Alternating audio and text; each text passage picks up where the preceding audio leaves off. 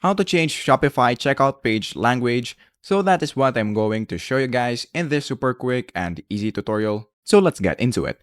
So the first thing that we need to do is to open, of course, our Shopify website right here and make sure that you are logged in into your account.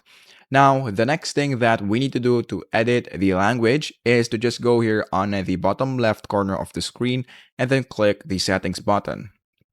Once you click that, you will now be redirected into this page and then click the checkout icon, which is right here.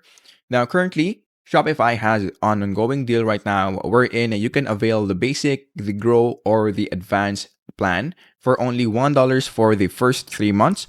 So if you want to avail that deal right now, all you have to do is to go down below the description box or the pinned comment section. So you will see a link right there. So just click on it and then you will be redirected into this part.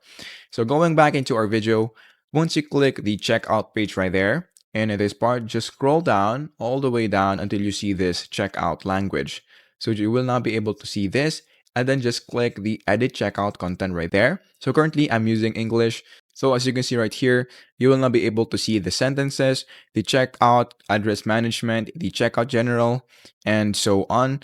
So all you have to do is to just, let's say for example, for the page title, you can edit the checkout if you want to change it. For the error page title, skip the content, and so on.